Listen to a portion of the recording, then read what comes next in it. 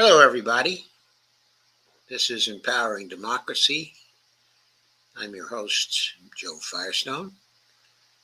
Our topics for tonight are the Brics Laboratory towards self-destruction and the end of Israel. So, I see Dee is here. Hello, Dee. How are you? You're not the only one here at this point, but you are the only one who is visible. Anyway, though, thank you very much for coming. I'm going to start off tonight with a piece by Pepe Escobar. And Pepe says in his headline, which I picked up at the UNS Review, by the way, dated October 30th, 2024, Brics Post-Kazan. Of course, Kazan was the location of the recent annual conference of BRICS. And the subtitle is A Laboratory of the Future. And here's a picture of Putin.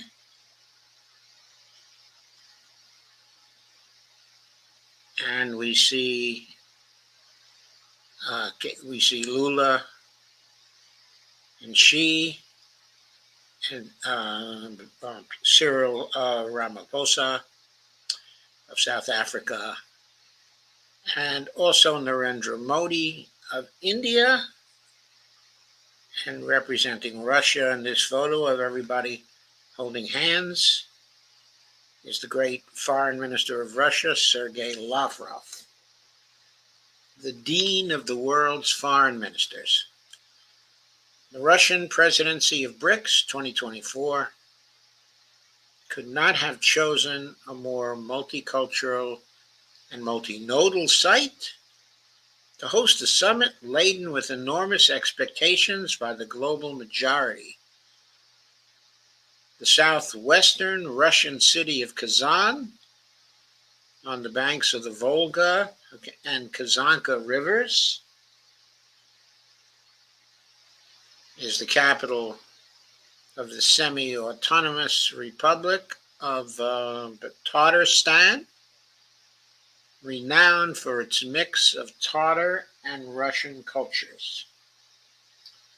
Even though the BRICS summit took place in the Kazan Expo, a sort of multi-level station connected to the airport and the Aero Express link to the city, it was the Kazan Kremlin, a centuries-old fortified citadel and World Heritage Site that imposed itself as the global image of BRICS 2024. And I guess that is the Kazan Kremlin up there on the right, if I am not mistaken. It looks like a very historic building.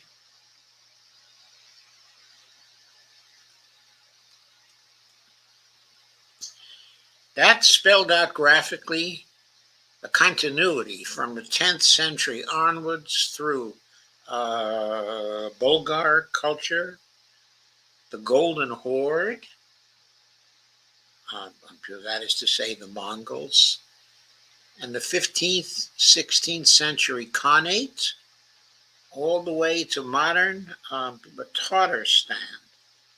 The Kazan Kremlin is the last Tatar fortress in Russia with remnants of its original town planning.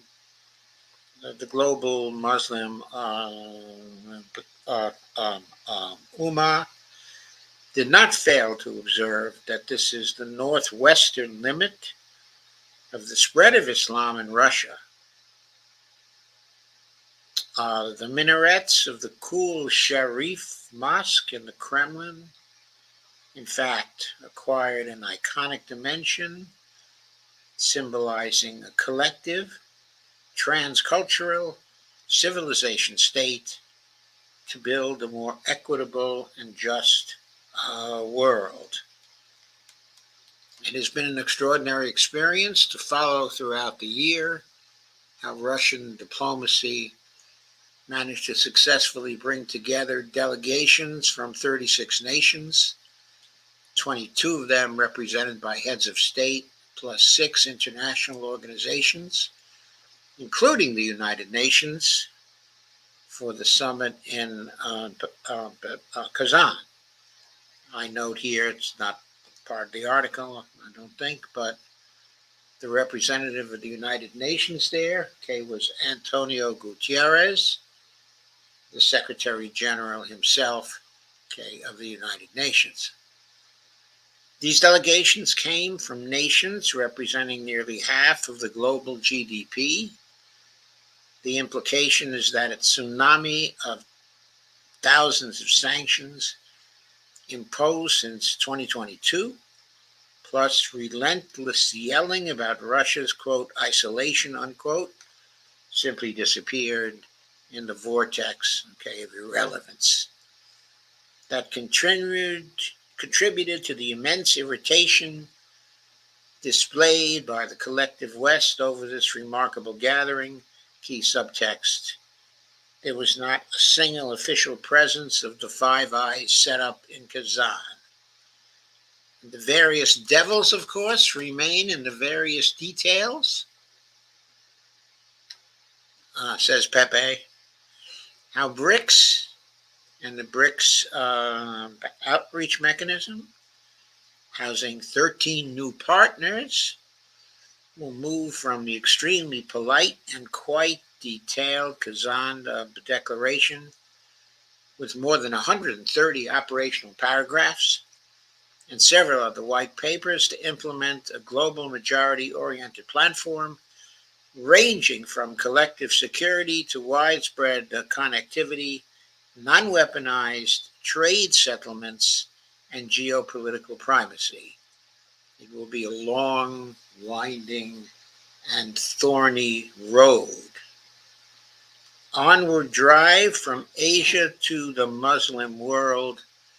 The BRICS outreach session was one of the most astonishing highlights of Kazan.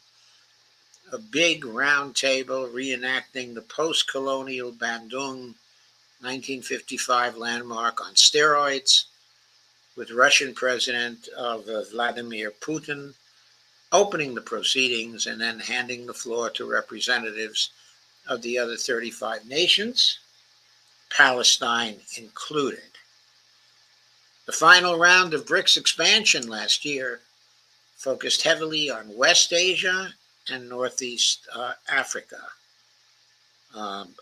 Iran, UAE, Egypt, and Ethiopia, with Saudi Arabia still deciding its final status. Now, the new partner category, 13 members, includes, among others, 4 Southeast Asian powerhouses, including Malaysia and Indonesia, the top 2 powers in the heartland, Kazakhstan and Uzbekistan, and NATO member Turkey.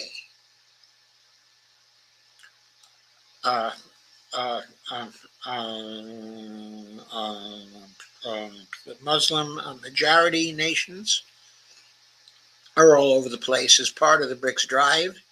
In parallel, Asia as a whole is fast becoming prime BRICS territory. In-depth debate on how to develop a global financial and payment system practically from scratch. The key plank of de-Westernization has been relentless across the BRICS matrix since February. By early October, the Russian Finance Ministry announced the launch of BRICS Bridge, inspired by Project M-Bridge, a digital payment platform for cross-border trade in national currencies. Western hegemons are already scared. The Swiss-based Bank of International Settlement, BIS, is now mulling to shut down Enbridge, backed, among others, by commercial banks from BRICS members, China and UAE, BRICS partner Thailand, and quasi-BRICS member Saudi Arabia, and the Hong Kong Monetary Authority. The excuse is, quote, geopolitical risks, unquote, a euphemism for Enbridge making it harder to enforce unilateral, illegal U.S. and EU sanctions.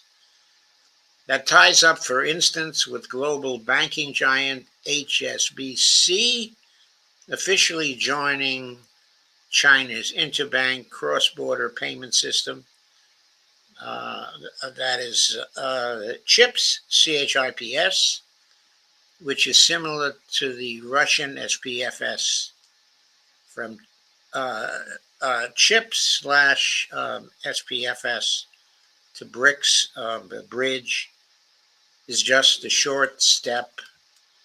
The key issue, a serious worry for the global majority, is how to settle trade surpluses and deficits.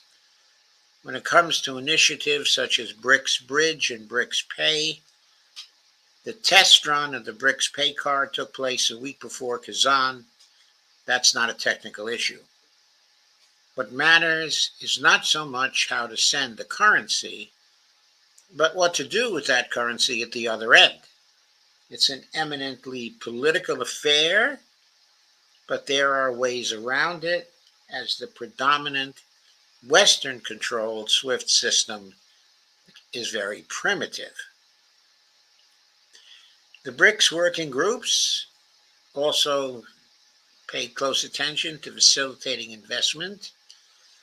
These are open systems, good for BRICS members and partners. Once companies from whatever latitude start joining, critical mass for growth / investment will be just a shot away. All of the above embodies the spirit of BRICS starting to function in 2024, driven by the Russian presidency as a global laboratory, testing every possible model, old and new, to be applied in a multinodal way. Diplomatically, the Kazan Declaration stated the new approaches should be presented to the UN and the G20. Yet, realistically, there's no evidence the collective Western Bloc will receive them with open arms. The de-dollarization nitty-gritty.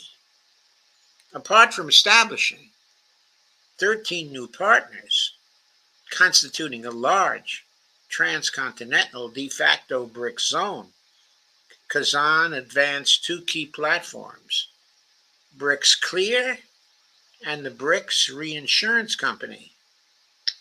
BRICS Clear is a multilateral settlement system for both BRICS trade and trade between BRICS and their partners.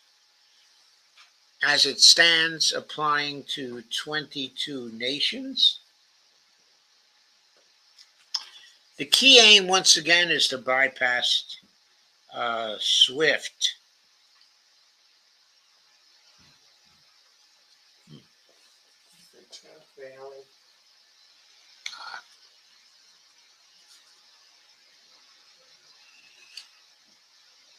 The key aim, once again, is to bypass SWIFT. BRICS Clear will use national currencies for international trade. Everything will be transacted via a stable coin, unit of account, managed by the NDB, the New Development Bank, the Shanghai-based BRICS Bank. As top French economist Jacques Sapir has pointed out, quote, trade requires insurance services for both the contract itself and transportation. These insurance services involve reinsurance activities with the BRICS Reinsurance Company BRICS is building its independence from Western insurance companies. BRICS Clear and BRICS Reinsurance in the short to middle term will have enormous consequences for global trade and the use of U.S. dollars and euros. Trade flows intra-BRICS and between BRICS partners already are at least 40% of the global total, may rise exponentially. In parallel, Western-controlled insurance and reinsurance companies will lose business. That's de-dollarization in practice, arguably the BRICS holy grail. Of course, India and Brazil never refer to de-dollarization in the matter of Russia, China, and Iran, but they do support BRICS Clear. Sapir predicts that up to 2030, the BRICS Clear effect may result in the dollar share in central banks' reserves falling from, quote, 58% to around 35 to 40%, unquote. Significantly, that would imply, quote, massive sales of treasury bonds, causing a collapse of the public bond market and significant difficulties for the U.S. Treasury in refinancing, U.S. debt, unquote. The hegemon will not take that lightly, to say the least. Okay, so I'm going to comment on that particular paragraph.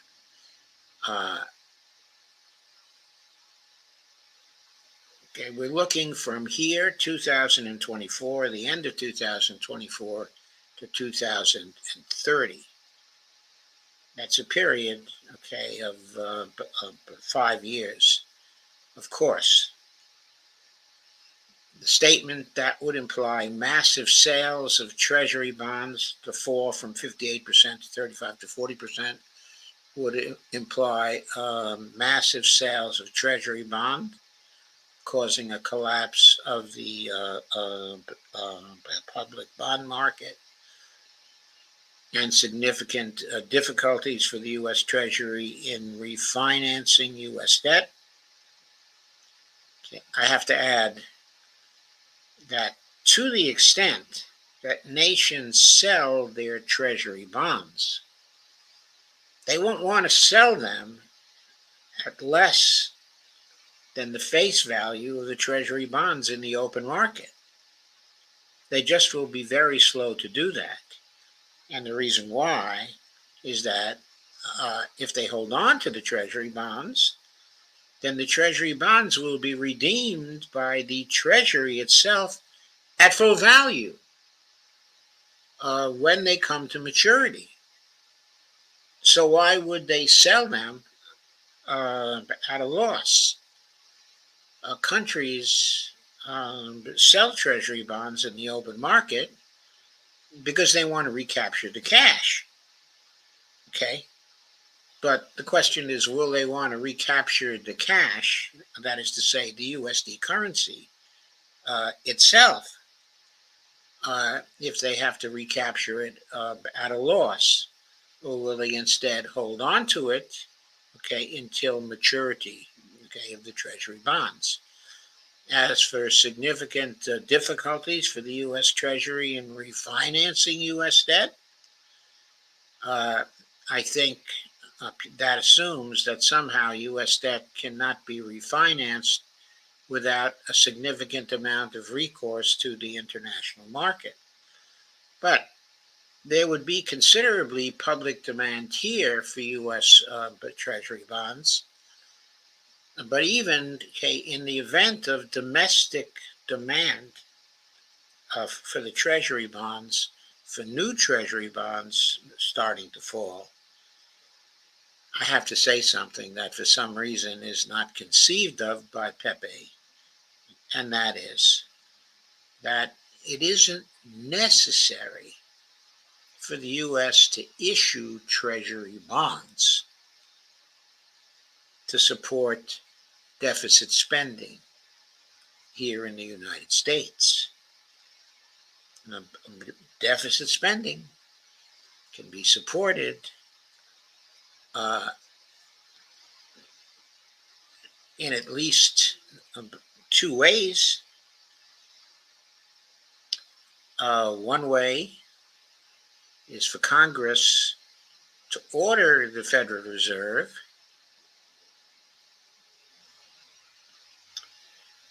to issue reserves to the Treasury Department when it needs those reserves, okay, in order to spend congressional appropriations. That's known as overt congressional financing. I've talked about that in my streams frequently. It's not something Congress does now, but it's something that Congress has the power to do. And if Congress doesn't want to do it, according to a 1996 law, the Treasury Department can issue high value 1 ounce platinum coins, deposit them at the Federal Reserve. The Federal Reserve, as the sole banking agent of the Treasury Department, will have to honor the deposits of the coins. How large can those coins be? Well, I've often talked about the possibility of the Treasury Department simply issuing $100 trillion coin, having it turned into reserves by the Federal Reserve, and then the Treasury Department simply using those reserves to repay Treasury debt as it falls due. And of course, there's roughly 35 trillion Treasury debt at this point. So if this were done tomorrow, then there would be $35 trillion there to pay off all the Treasury debt as it falls due, an additional $65 trillion there to fund future deficit spending for a long period of time. My basic point here is that whether the hegemon decides to take it lightly or not, because they all panic over things they do not understand, these possibilities do exist for the United States to cease issuing public debt or to issue far less public debt. In other words, the Treasury Department and the Congress can keep up with any falling demand for Treasury bonds by simply issuing less Treasury bonds and issuing more platinum coins, okay, or the Congress could simply order the Federal Reserve to fill the Treasury spending account to cover deficit spending. If this stream, okay, was about that, I would go into the details of how exactly that would be done. But my point here is only to point out that it can be done and that it really is no problem whether there are massive sales of Treasury bonds or a gradual reduction in the dollar share in central banks' reserves, falling from 58% to around 35 to 40%. That's no problem at all. It doesn't touch the capability of the United States because the United States is a monetary sovereign. Going on with Pepe's article, lab experiments counteracting arrogance. These BRICS geoeconomic breakthroughs, call it lab experiments, mirror diplomatic coups such as India and China mediated by Russia, announcing on the eve of Kazan their drive to settle bilateral troubles in the Himalayas to advance the unifying pan-cooperation BRICS agenda. Solving geopolitical issues among member nations is a key BRICS priority, The China-India example should translate to Iran, Saudi Arabia, when it comes to their involvement in Yemen, and Egypt, Ethiopia, when it comes to the controversial building of a major dam on the Nile. BRICS Sherpas openly admit that BRICS needs an internal institutional mechanism to solve serious problems among member states and eventually partners.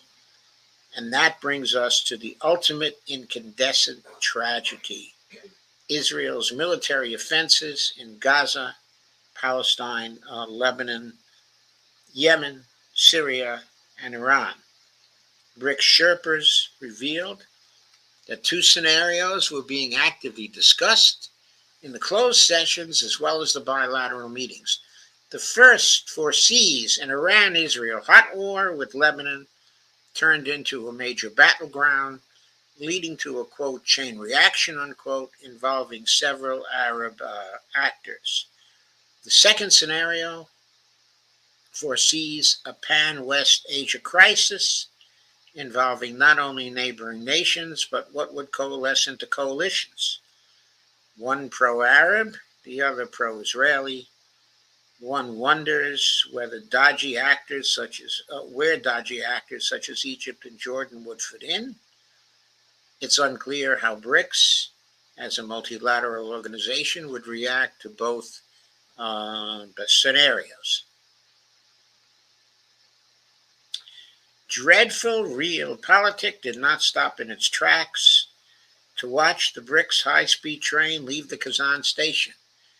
Israel staged its puny strike on Iran immediately afterward, and the collective West pronounced the elections in Georgia null and void because they did not like the result. The result was very pro-Russian and very pro-settling the differences between Georgia and Russia, even though the OSCE issued a rational report about it, says Pepe. The collective West's incomprehension of what transpired in 3 historic days in Kazan only highlighted their astonishing arrogance, stupidity, and brutality. That's precisely the reason why the BRICS matrix is working so hard to come up with the lineaments of a new fair international order, and despite an array of challenges, will continue to flourish.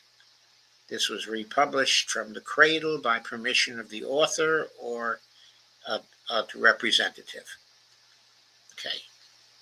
So this is a terrific piece of journalism by Pepe, very beautifully written, very colorful, okay, as usual, full of information about what happened at BRICS, okay, and the implications, and the best article I've seen yet on this particular subject. So that's what we start off with, but it brings us to the second of our pieces tonight. But before we get there, okay, I'm going to make sure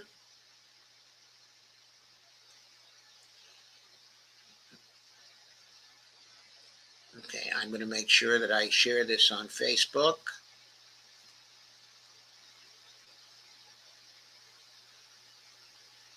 Excuse me a moment while I do that.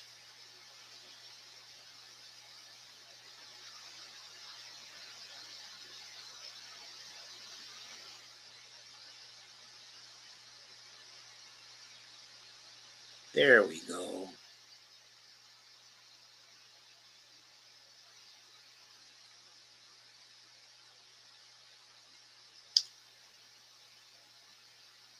Okay, now that that's done,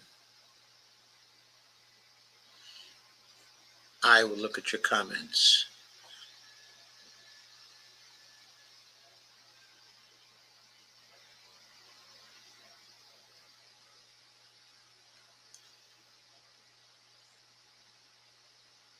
Okay, so Nishoba Shomak Shooty is here, says, hey, Joe.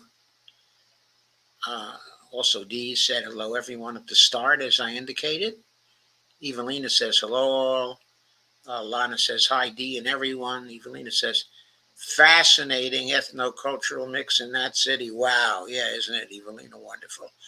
Jeff Denton says, hi, Dr. Firestone gang. Hey, Jeff, since when am I Dr. Firestone to you? I think I'm still Joe, aren't I?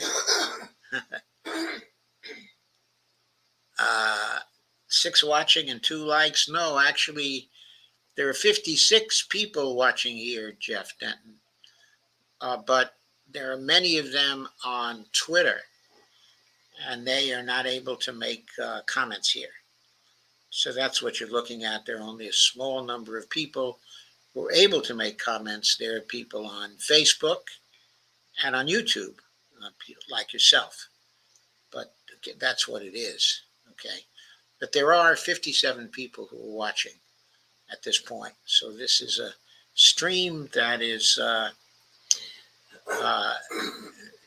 okay, the level of attendance on this is pretty much what's become common recently, okay, on this stream. For like the last 3 weeks, things seem to have stabilized in the 50s, 60s, or maybe low 70s.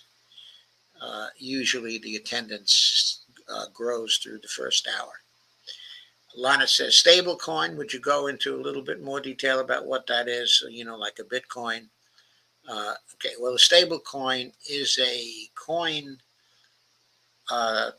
that's established using, okay, I'm blanking on it, but I'm going to leave it till next time anyway, because I have a lot more to cover, and I really don't have time to cover it, okay, at this point. Okay, let's just say a stable coin is a digital currency, or can be used as a digital currency. Doesn't have to be used, okay, as a currency. Lana says, yeah, the federal debt comment in the article seems a little bit skewed. Looking forward to your connection. What you just said needs to be clipped out as a short video for UMMT. Okay, bring it up with Shane. And he can surely clip it out. And Lana says, hi, Jeff. Long time no see. Jeff says, hi, Lana. Is the BRICS matrix going to need a running deficit like all fake money? Well, BRICS doesn't have a currency yet at this point. They have been considering various ideas for a currency. What they're going to do, okay, is make it electronic and set up a market basket in order to define, okay, the currency. And there's a lot of sentiment to use to set up the market basket. So 40% of it, okay, is gold based. I personally think that is silly. And Jeff says, on YouTube, you have a doctorate in economics. Thank you, Jeff. And Dee says, share to Facebook, okay, and X. So I have to skedaddle along because I have to complete this in enough time that I can get to Dee and help her tonight. So I'm going to go on to my second piece, which is a lovely, beautiful piece from Alistair Crook. I mean, this one is just, when I first read it, I thought it was just stunning. Okay, it appeared in Strategic Culture Foundation first, but I can't get it from there if I'm going to use it here because I'll be blocked in Facebook. So I picked it up at the UNS review at UNS.com. It's by Alistair Crook, and the title is, a quote, heroic, unquote, preference for self-destruction is taking hold, okay, in Israel. And it was published on October 29th, 2024, okay, by Alistair. And it starts off with a photo of Netanyahu on the left, looking very jolly, which is, of course, not a common thing for him. On the right, there is a map of the boundaries of the envisioned greater Israel that motivates the extremist right wing, okay, inside of Israel.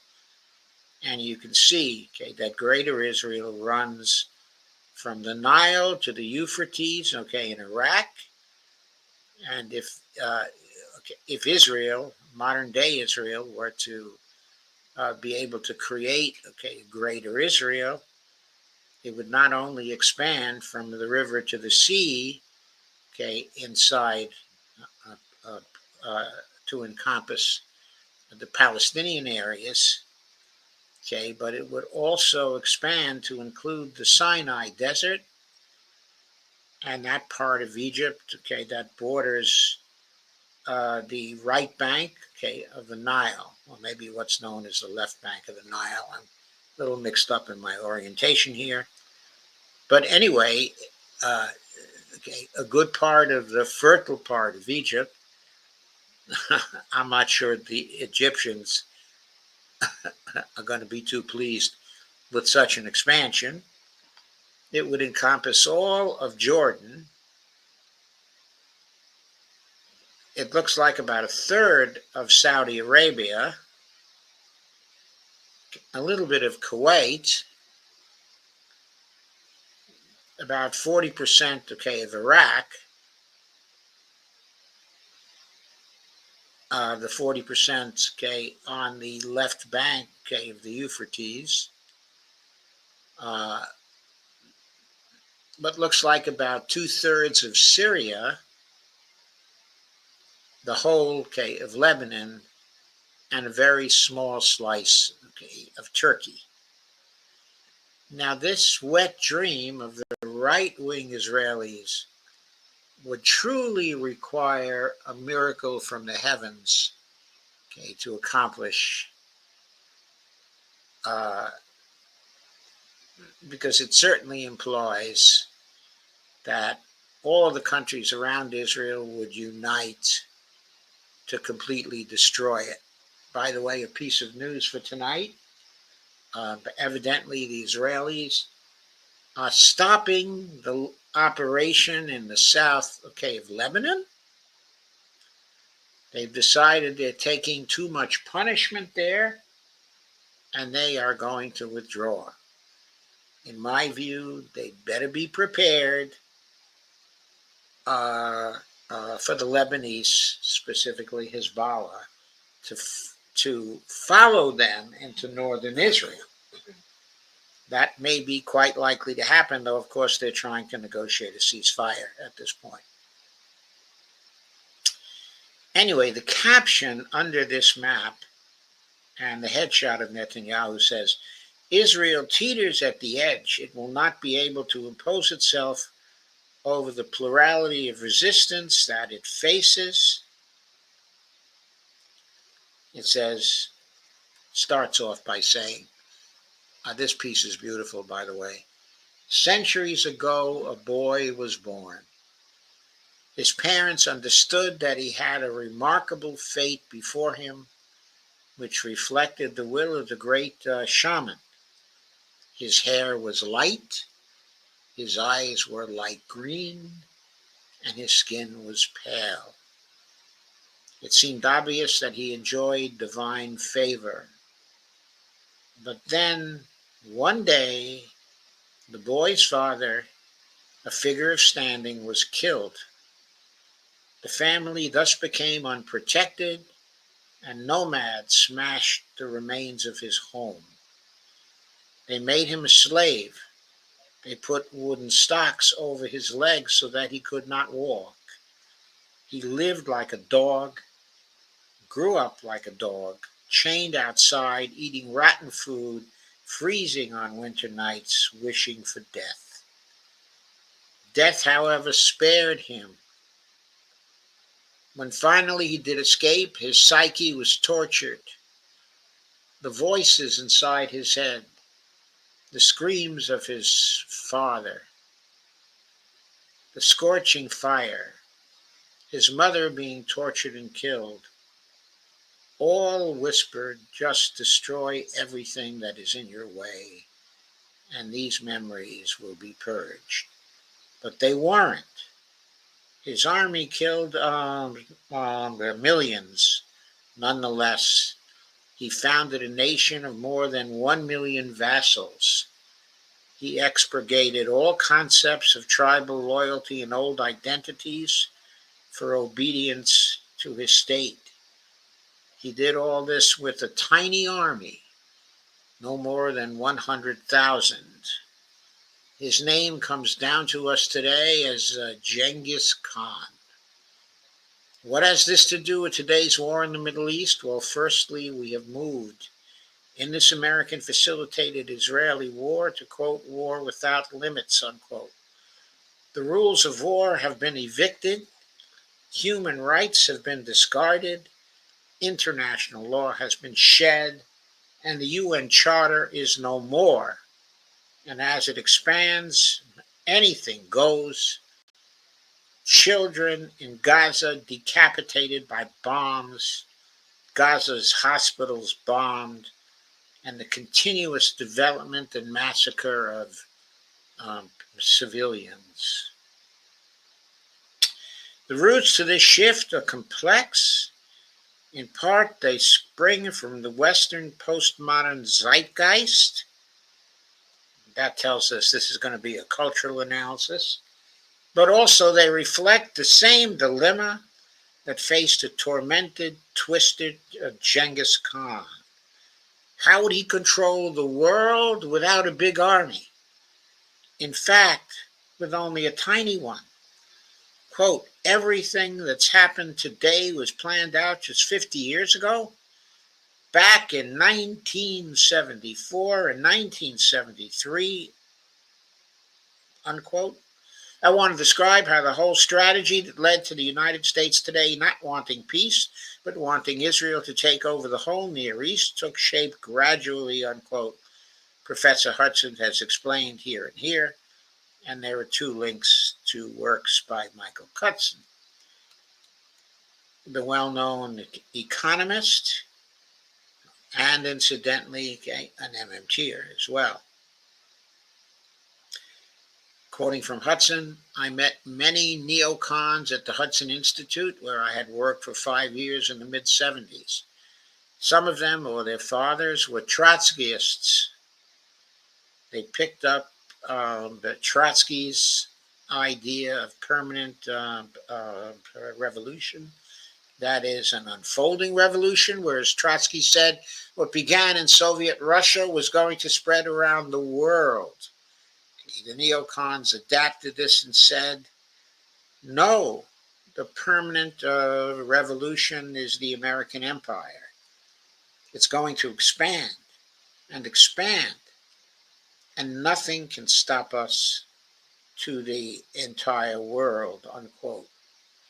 In their ambition, they were another Genghis Khan.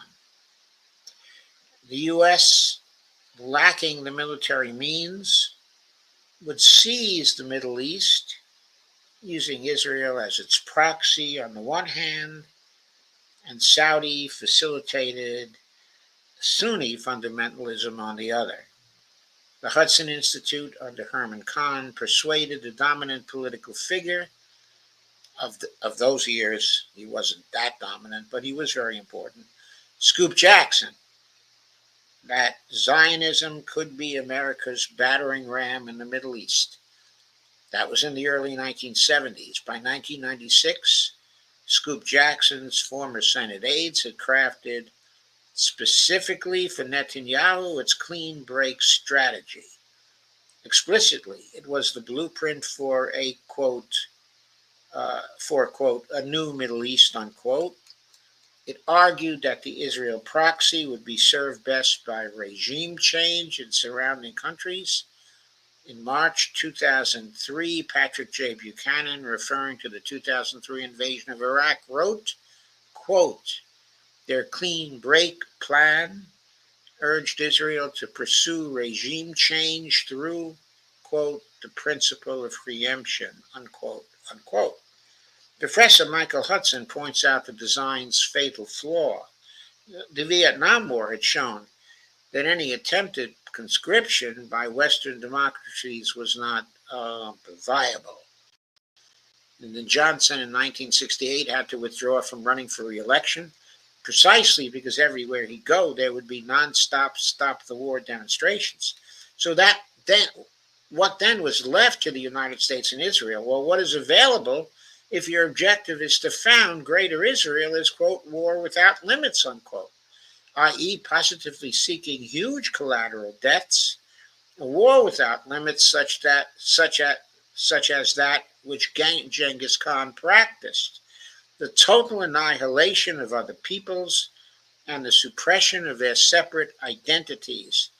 The single power, the Hobbesian Leviathan, quote unquote, achieved through disarming everyone, the ultimate aim being to suppress any plurality of wills. The flaw is that the Israelis, as the U.S. proxy force, have limited forces, both by numbers. It is a small army dependent on reservists, and by being constrained by its ranks being drawn from a westernized postmodern culture. The quote again, okay, but this is not from Michael Hudson. It was from Dr. Henri Ude. I think that's how you pronounce his name, though. Okay, I don't see an accent on the final E. Quote, postmodern thinking has swept God, nature, and reason away. The individual replaces everything. Facts are only what he wants them to be.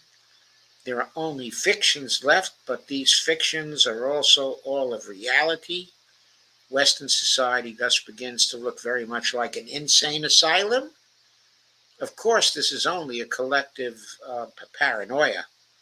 One bomb falls somewhere in our country, and very real realities which mock our discourses are destroyed, and this philosophy collapses, unquote, warns Dr. Henri Ude. This statement, directed more broadly at the West, however, summarizes Israel exactly. The latter tries to substitute the Talmud as the epistemological basis of its society. Yet young Israel is largely the same TikTok generation of individualists as in the West, whose facts, quote unquote, come only from what the government tells them to be. And as the bombs fall on Tel Aviv, the country sinks into collective paranoia, and events mocks the state Panglossian discourses. At bottom, post-modernism places the highest priority on life and individual freedom. The capacity to adapt to the brutalities of this style of limitless war therefore hangs very much on culture. To successfully adapt to the horror of death and destruction, one must accept the very idea of sacrifice and suffering, the spilling of blood to feed the earth towards new growth. I think that's so well put. Israel does not have a culture of sacrifice, but its adversaries do. If culture is unable to offer a meaning to the notion of sacrifice and loss, it does not put man in the position to face the tragedy of his condition. When he says here, Israel does not have a culture of sacrifice, okay, but its adversaries do, he means, okay, its Shiite adversaries do. They have a culture of sacrifice. That's what they practice. That's what Hezbollah practices. That is what Iran practices. That is what is practiced, okay, in Yemen. That is what is practices in all of the Shia resistances, okay, to Israel. It's those people of the resistance who are in the position to face the tragedy of the human existence, but not the people of Israel, because so much of Israel has been Western, has been part of, in Europe, what they call, the garden. Suffering doesn't sit too well with them. On the part of Israel, where suffering might sit well, specifically the Orthodox Jews, many of them, of course, are refusing to serve in the army because they don't do that kind of sacrifice. Anyway, going on with the article, the war without limits ideology, purely theoretically, could be a thinkable solution. Ron Dermer, a former Israeli ambassador to the U.S. and confidant of Netanyahu, was asked a few months earlier what he saw as the solution to the Palestinian conflict. He replied that both the West Bank and Gaza must be totally disarmed. Quote, yes, unquote. Yet more important than disarmament, Dermer said, was the absolute necessity that all Palestinians, quote, be, quote, de-radicalized, unquote. This has now been extended to the whole region that must be, quote, de-radicalized, unquote. When asked to expand, Dermer pointed approvingly to the outcome of World War II. The Germans were defeated, but more plainly, the Japanese were fully, quote, de-radicalized, unquote, at the end of the war. Quote, de-radicalization, unquote, therefore means installing a Leviathan-esque, quote, despotism that reduces the majority to total powerlessness, including spiritual, intellectual, and moral powerlessness. The total Leviathan is a unique, absolute, and unlimited power, spiritual and temporal, over other humans, unquote, as Dr. Henri Boudet has observed. Thus, as postmodern culture sinks into the inhuman and favors the Leviathan, with the total annihilation of other peoples and suppression of their separate identities, the question arises, could, quote, war without limits, unquote, work? Would such terror impose on the Middle East an unconditional surrender, unquote, that would allow it to change profoundly, militarily, politically, and culturally, and to transform as a satellite within Pax Americana, unquote. Uday goes on to note, quote, the conditions demanded of Japan by the USA were exorbitant, and it was to be expected that Japan would put up a tremendous resistance. The atrocious use of the bomb broke this resistance, unquote. The clear response that Dr. Uday gives in his book, Philosophie de la Guerre, the philosophy of war, is that war without limits cannot be the solution because it cannot deliver long-lasting, quote, deterrence, unquote, or de-radicalization. Quote, on the contrary, it is the most certain cause of war, ceasing to be rational, despising opponents who are more rational than it is, arousing opponents who are even less rational than it is. The Leviathan will fall, and even before its fall, no security is assured, unquote.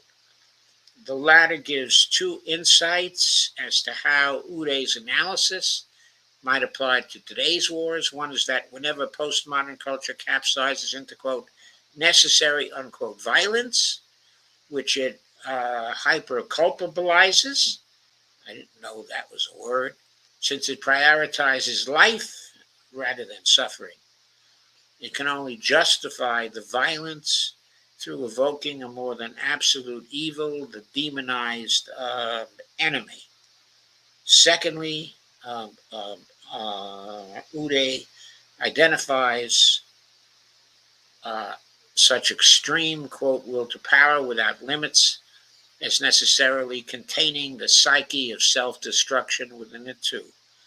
For the Leviathan to function, it must remain rational and powerful. Ceasing to be rational, despising opponents who are more rational, and angering opponents who are less rational than it is itself, the Leviathan must fall. One respected military observer, Major General Reserves Yitzhak Brick, a former senior IDF commander and a former long-serving IDF ombudsman, has warned again of Israel's looming fall. Quote, Netanyahu, Gallant, and Halevi are gambling with Israel's very existence.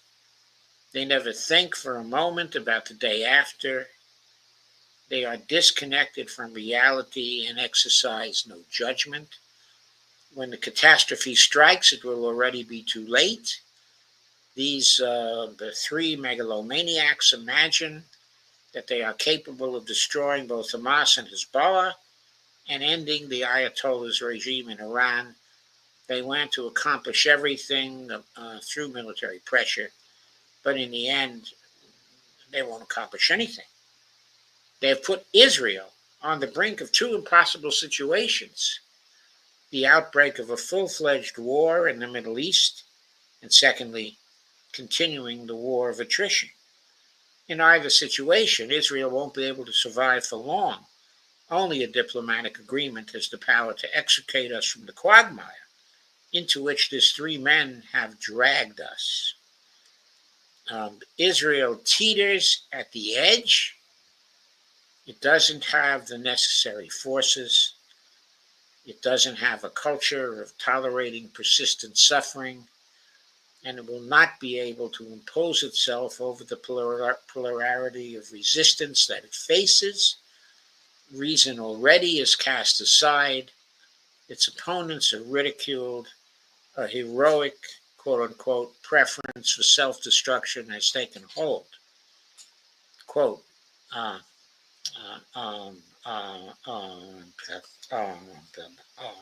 Masada, unquote, is being spoken of. Okay, if you remember the Masada story, it's the story of the last stand against the Romans. And if I recall correctly, I forget if it's the year 56 or the year 60 of the Common Era, but the remnant of the Israelis who rebelled against the Roman Empire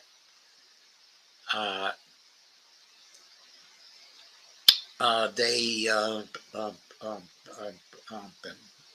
sought refuge, in the Masada fortress on a hilltop,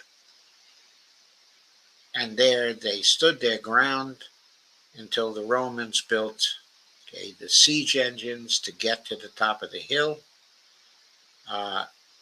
They made a pact, among themselves, the survivors did, to kill each other, until there was no one left to receive the tender mercies, of the Romans.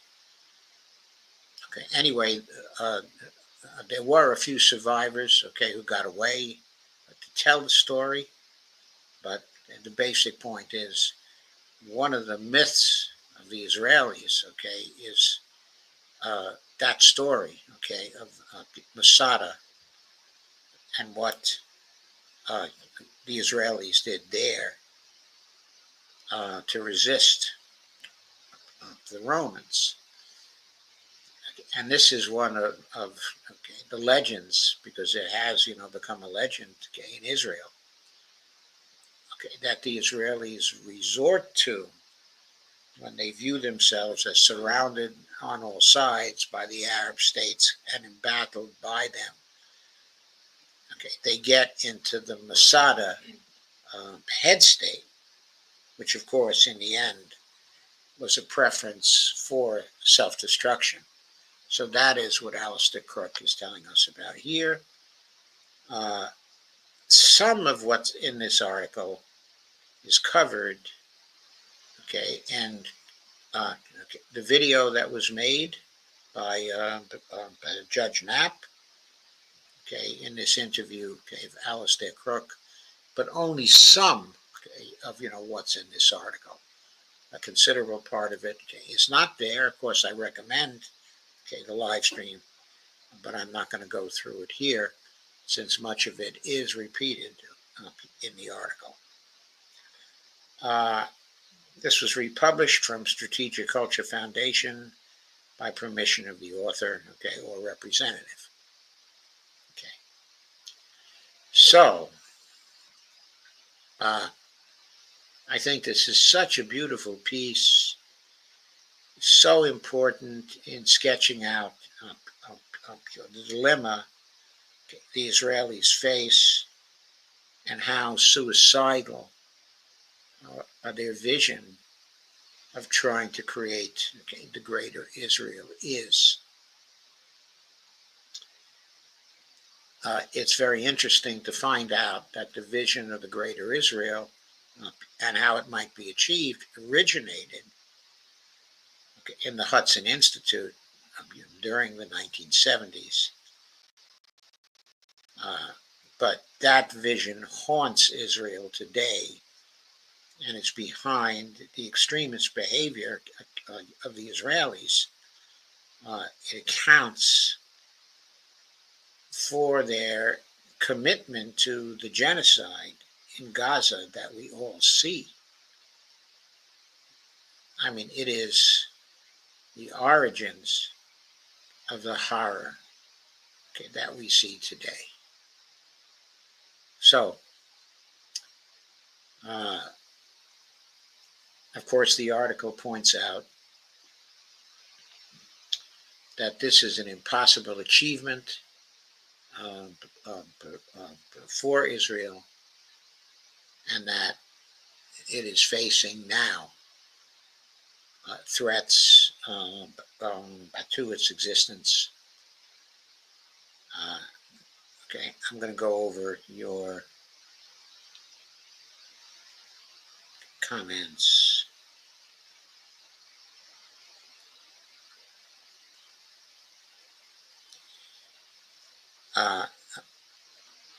Jeff says, I have trick-or-treaters. Of course you do, Jeff. What else would you have except trick-or-treaters? By the way, we're up to 83 people right now watching the stream. Solana says, wow, Putin is often accused of wanting to expand for Greater Russia, but Netanyahu has a lot of nerve thinking of those expanded borders. It's not simply Netanyahu, it's the whole right wing in Israel. The nutty people, the Ben-Gvirs, the Smotriches, and their allies. They're all in this. They're all dreaming of the Greater Israel. And they don't care what the cost is. They'll break every rule, every principle of international law. They'll do the worst horrors in order to accomplish this particular vision. But of course, it was not a vision that could be achieved. They don't have the same advantages Genghis Khan had. They cannot accomplish what he accomplished. And so that is the problem that they are facing right now. They're coming up against the limits of their armed forces, even with the assistance of the United States. Of course, they're trying to get us into the war in order to create the means for them to create a greater Israel. But so far, we have not completely succumbed to what the Israelis want of us. And of course, I hope that we never do. Anyway, Neshoba Shomakshudi says, that's not what postmodernism is. Modernity is a Christian concept valuing perfection and hierarchy. Postmodernism is challenging all basic assumptions of modern civilization. Well, that's one interpretation of postmodernism and what it is. Alistair Cook evidently has a different interpretation. Neshoba Shomakshudi goes on to say, Alice in Wonderland is a great postmodern novel. Jim Morrison was postmodernist. David Graeber leaned postmodern. Cornel West leans postmodern. That's true.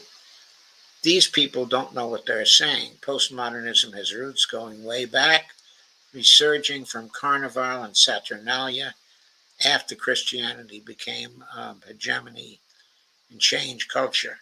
Modernity is a Christian concept valuing perfection and hierarchy. Postmodernism challenges all the assumptions of Christian modernity. Evelina says, poetically written political piece, by Mr. Crook. Yeah, by the way, it's spelled with an E on the end. Okay. And yes, I thought it was a wonderfully written piece. Very, very impressive piece of analysis. Whether or not he correctly characterized the philosophy of postmodernism. I think, by the way, in the Chuba Shomak, Pashuti is characterizing postmodernism correctly. Okay, I do agree with his critique. Okay, I want to move on at least for a few minutes. I don't know if I'll be able to get through it, but I will try. I had 2 videos set up for tonight, but okay, I don't have time for them. I'm going to go for the first one tonight, and then on Saturday, I'll move on to the second one, and other things I'll do on Saturday. But here's the first. It's a video from by Judge Knapp again. This one is an interview of Douglas McGregor.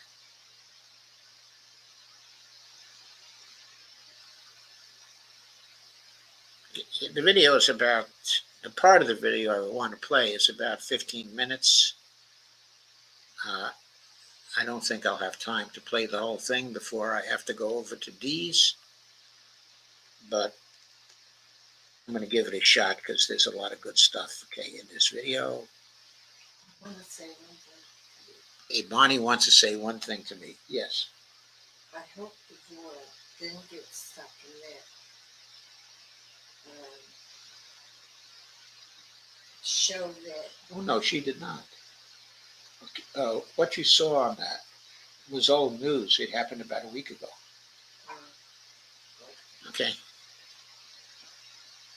Okay, so I'm going to now tee up the video. It looks like I'm already sharing it. I'm sorry, I didn't realize, I had already done that. I'm going to begin about 13 minutes in. Oops. I was 13 minutes in. It's roughly here, so. Be no Koreans on the battlefield in Ukraine. I can say that with considerable confidence. No, I appreciate that, Colonel. Switching gears over to Israel, Colonel, Israel apparently caused little or no damage to Iran last Friday and Saturday when it responded to what Iran had done 10 or 12 days before. But it did turn around and call off its second and third planned strikes, according to our friend and colleague Alistair Crook. Well, according to his sources, the Israeli pilots confronted some sort of defensive posture with which they were unfamiliar and which confused their radar. What does this tell you? Okay, so this question confirms the analysis of Alistair Crook, Scott Ritter, also Justin Poder, which we previously covered on here, assessing the bombing attack of the Israelis as a failure. Okay, that view is shared by the judge, and he's asking for confirmation of it from Colonel McGregor. And so here's the confirmation. Well, first of all, my information suggests that they only had 2 waves structured for operations. Maybe there were 3. I have no idea. Secondly, I'm not sure what the rationale was for breaking off the attack. It's certainly plausible that they may have discovered that they were up against a far more technologically sophisticated opponent than they had anticipated. I've always been concerned about that because we have this unfortunate tendency to dismiss Iranians as just more underdeveloped people. Well, that's absolutely wrong. You're talking about an extraordinary talent in cyberspace and certainly missile and rocket technology. So that may have been the case.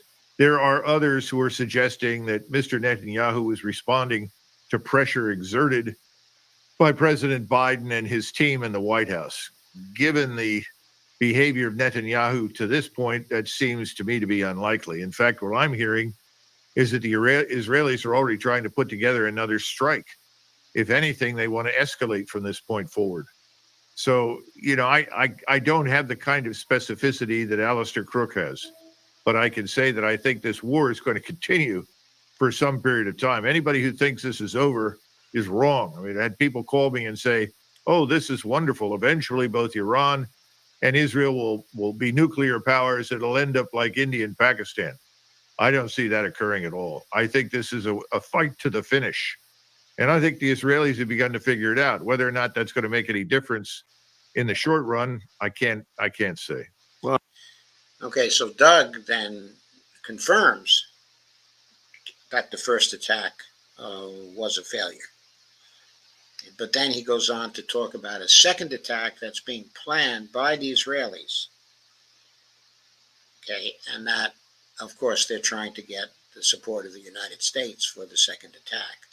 Since we haven't seen the second attack, unless it's going on right now as I'm speaking,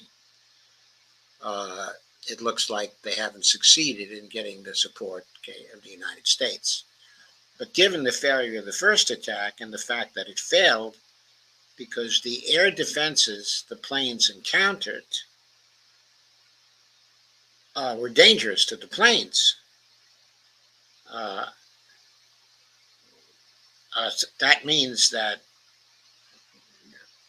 there may be a little of reevaluation of things going on in Israel right now, especially when you now consider the latest news that they want to stop their operation in Lebanon. They're obviously refocusing and looking over what their options are in their war to get further on towards the greater Israel vision. They may be beginning to recalculate, at this point. Doug thinks, though, that they will continue on with the fight, against Iran, and that this will be a long war, and that, in his view, it's likely to expand. Let's go on with it. well, if it's a fight to the finish, what is the likelihood that Russia and the United States will be involved? That, of course, is the very pregnant question, which the judge immediately leaps to. It's very good. I think the likelihood is high. And that's one of the reasons why, you know me, I've been arguing against this for years. Right. We don't want to be involved in a war with a continental power. We cannot win wars against continental powers. A great continental power like Russia, it's impossible. Or for that matter, Iran. All you have to do is look at the size and the distance. The task is overwhelming. We are primarily an air and naval power, and we have very, very small ground forces, most of which are not equipped for high-end conventional warfare on the Eurasian continent. So the idea. Let's be clear how small our land forces are at this point. They're roughly something like 440,000 people. Okay. That's all. Something like 40,000 of them are stationed in those bases, surrounding Iran.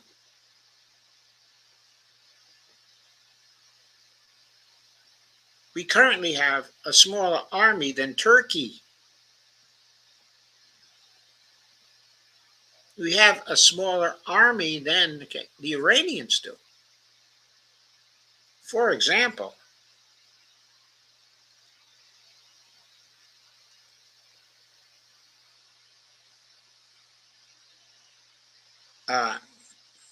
Iran, according to an article from Al Jazeera, has 610,000 active personnel, including 350,000 in the army, 190,000 in the IRGC, which are essentially special forces. So you can consider them army too. That totals 540,000. Their Navy is 18,000. The Air Force is 37,000. And there's 15,000, in air defense. Additionally, they have a reserve army of 350,000. So their army is approaching 1 million people. Conscription is mandatory for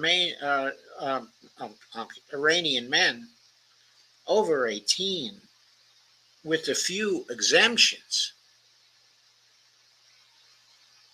So when we're talking about a land war in Asia, that's what we're talking about. And we're not talking about a situation where we will have command of the skies, because the air defenses of Iran are very strong. They're not even going to contest us with planes. They're just going to contest us with missiles. And they're going to hit all our bases in West Asia with missiles, because they have an enormous missile force. They reportedly can fire barrages of 2,000 missiles continuously, day after day after day, for quite a few days. We're talking ballistic missiles here. Also drones and cruise missiles. But especially ballistic missiles, including hypersonic missiles, for which we have no defense. Going on. Idea is crazy. We shouldn't even consider it. But right now we're sitting still and taking orders from Mr. Netanyahu, and he seems to want to continue. Colonel, Okay, so let's consider for a minute. Who is Doug to be saying this? Colonel McGregor. Okay, Doug McGregor, is a hero of the Gulf War. He was a tank commander, in that war. And his tanks were instrumental, in winning the war. He was much decorated for that. He understands land war and land strategy. He understands artillery. He understands also ground attacks. He understands the land side of conflict and its importance in a war with Iran, with that kind of power. He's a bona fide expert. He knows what he's talking about. yesterday, Linda Thomas Greenfield, the U.S. ambassador to the UN, said that Iran is a threat to the United States. On Sunday, I realized this was a political gathering in Madison Square Garden. Former Mayor Rudy Giuliani, in a very hyperbolic statement, said the Iranians want to kill us. Colonel, does Iran pose the slightest threat whatsoever to American national security? No. In fact, you have a large Hezbollah chapter down in Mexico. And there is no doubt that there are many Hezbollah operatives here inside the United States. Didn't Kamala Harris recently say that the number one threat to the United States was Iran? What is her expertise for assessing that? Where does that statement from her come? We've had open borders for how long? Who knows? We just haven't guarded our borders. We haven't managed immigration. We haven't controlled anything.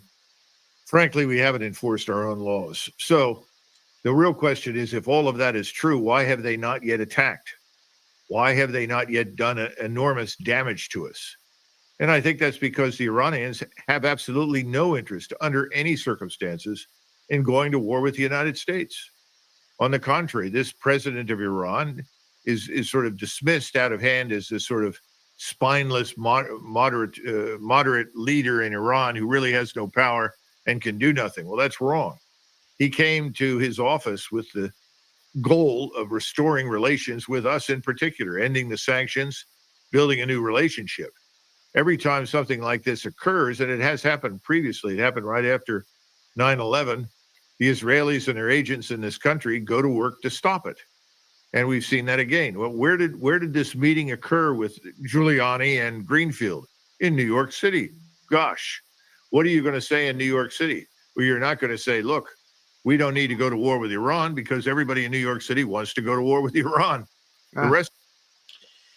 Okay, so I don't know if everybody in New York City wants to go to war with Iran. I think there are lots of people in the streets in New York City trying to protest against what's going on in Israel, and who certainly don't want to go to war with Iran. But anyway, apart from that, okay, it's quite clear that what Rudy Giuliani was saying is a bunch of extreme stuff having no basis in any kind, of fact. And the drumming up here in this country of sentiment for war with Iran is so terribly damaging. It's going to be a real disaster for the United States going on. So the country is not interested. I'll play this for you. It's really over the top, but I'd like your thoughts on it. It's Mayor Giuliani at President Trump's rally at Madison Square Garden on Sunday evening. It's about a minute long. Cut number 4, Chris. They are our best friend. I worked for Ronald Reagan for 8 years. Ronald Reagan said, we have to be there for Israel always because they are always there for us. Hamas is not there for us. Iran is not there for us. They want to kill us. And the Palestinians are taught to kill us at 2 years old. They won't let a Palestinian in Jordan. They won't let a Palestinian in Egypt. And Harris wants to bring them to you. They may have good people.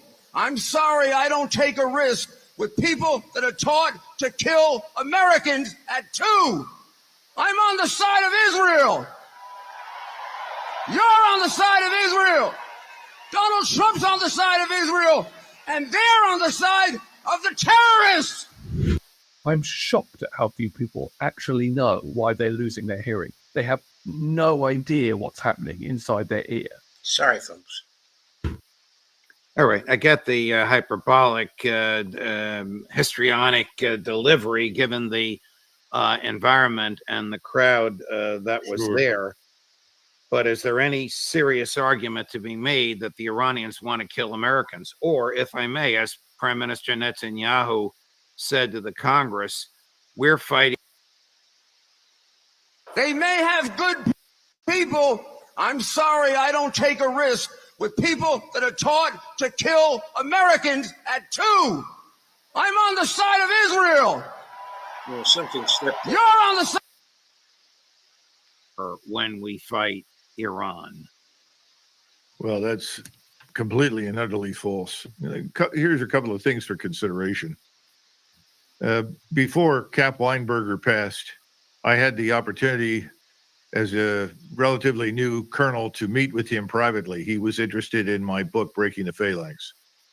We had a good conversation. It lasted for over 2 hours, but towards the end, I asked him to share with me his views on foreign and defense policy. and he talked about the bombing of the Beirut barracks by the Shiite forces there that took the opportunity to drive us out. And he said that he'd gotten a call from Ronald Reagan before they sent the Marines to Beirut from his office and said, George Shultz just left. Come on over. I want to talk to you. So he came in and found out that President Reagan had authorized the commitment of our Marines to Lebanon. And Cap Weinberger was furious. He said, why? He said, we're not going to win any friends over there. What are we doing there? Well, we're helping Israel. We're trying to divorce the Palestinian PLO from fighting the Israelis and so forth. He said, look, we got to get out of there. Those Marines are going to be in a lot of trouble. And he said, well, look, I'm sorry, Cap. I guess I should have talked to you beforehand, but I made the decision they're going to go. So in 1983, several months later, he gets a call. Please come over to the Oval Office right away. So he races over there. He walks in the door. And of course, the news had come out that the Marines in this hospital were completely unguarded, unsecured, and a truck bomb drove in and killed 300 plus Marines. And he looked at Cap and he said, Cap, you're right. I was wrong. I will never listen to George Shultz again. Now we need to get our men out of there now. And of course, you remember what he said. He came out publicly and he said, well, we're going to find out who is responsible. We're going to chase them to the ends of the earth and so forth and so on. But what did we do? We got out. Right. Did the We right got thing out getting because out. Reagan understood we should never have gone in. Are the 200 acknowledged American troops on the ground in Israel, theoretically 100 of them guarding one THAAD facility and 100 more or less guarding the other THAAD facility tripwires? Well, I would say that from the standpoint of Prime Minister Netanyahu, that certainly seems to be the case. I mean, right now, Israel is behaving, like as you would expect a small power that has a great power for an ally. The small power wants the great power to adopt its enemies, adopt its interests, to commit itself to the small ally. Well, that doesn't make a great deal of sense. Russia did that in World War I with Serbia, and it destroyed Russia. Serbia was ultimately benefited in some ways after the war, but it was occupied. It was destroyed during the First World War. This is not something we want to be part of. There is no benefit to it. The thing that we should be most interested in, both in Eastern Ukraine and in the Middle East, is peace, the stability that flows from peace, finding a way out of this morass, not widening it into a larger war. But that's exactly what we're doing. Is there any benefit to the United States of America to the continued support of the slaughter in Gaza? No, of course not. And the whole world is shocked. We were always seen as being on the other side of that issue, as being absolutely fundamentally opposed under any and all circumstances to the mass murder and expulsion of people from anything, from anywhere. Take a look at this kid holding a smartphone. You might think it's just innocent. Okay, I'm going to leave it there at this point. I have to get over to these. Okay, in any case. But you see, that Doug is certainly diametrically opposed to what we're doing, okay, in the Middle East, okay, and also in the Ukraine. He thinks the Israeli raid was a failure. He thinks that further warfare in that area is ill-advised, okay, and that the United States should retreat and not accommodate itself to the interests of the Israelis. In my view, the Israelis, okay, are on a death march, and I really don't think we want to continue to join them on that particular death march. Yes, Evelina, that is the correct spelling, okay, of crook. So I will look at your comments, then I'm going to end the stream because I got to go over and help Dee. So Evelina says, idiot. Yeah, yeah. I couldn't agree more. He's absolutely hysterical. And Shobachon McShooty says, laugh out loud. And then says, we've all been there. I'm not sure where we've all been, but maybe we all have been there. Okay, anyway, I'm going to say goodnight for now. I'll be back on Saturday night. I'm going to go through the Larry Wilkerson piece, or the part of it I intended, to play tonight. And then I'll do some other things. I may even do some stuff about the state of the campaigns on Saturday night. I haven't really decided about that, but I think things are turning with respect to the campaigns. That is, from one standpoint, very, very good. But of course, there are the problems of the genocide and the desperate need for peace. And that's, of course, related to the campaign as well. So on that note, I thank you all for coming. There are 88 people here now. I really like that, of course. Oh, I'm sorry, it just went down to 87. But I'm going to say goodnight, and leave it there. Back up to 88, by the way. So thank you all for coming. And I will see you again on Saturday night. Or actually, I want to recommend that you follow me over to D-Stream, which is on right now, because that is where I am going. So thank you very much. And hopefully I'll see you there.